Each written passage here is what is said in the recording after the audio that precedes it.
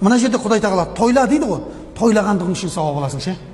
Тойла, адамдарға кіріп шығып, қалайсыңдар? Қалайсыңдар, жақсысыңдар ма? Құрбан айт құтты болсын, тойлап атсыңдар ма? Болды. Кетті сауап. Қырғын сауап, 3 күннің ішінде пәленбай миллион сауап істеп алған. Шын айтып жатырмын мен. Бұл әзіл қылып айтып жатырмын ғой енді. Бірақ анау астары сондай деп жатырмын да. Көк прикол айта береді деп жатқан шығарсыздар. Жоқ, сондай негізі.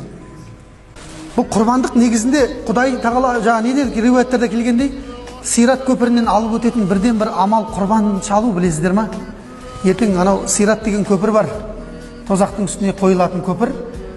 Біреулерге көрінеді, ол біреулерге көпше көрінбейді дейді.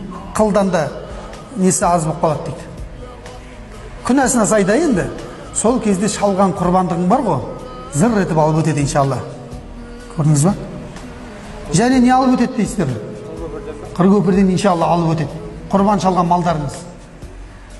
Және пайғамбарға айтқан салауаттарыңыз алып өтеді иншалла. Және кім Сафа менен Маруаның ортасында қадам басқан болса, сол аяқтар алып өтеді дейді иншалла. Сафа менен Маруаны білесіздер ғой? Қажылық рәсімінде екі таудың ортасынан жүрген аяқ иншалла не дейді? Бұл сахабалардың риуаятында келеді, Сират көпірінен аман есен өтіп кетеді дейді.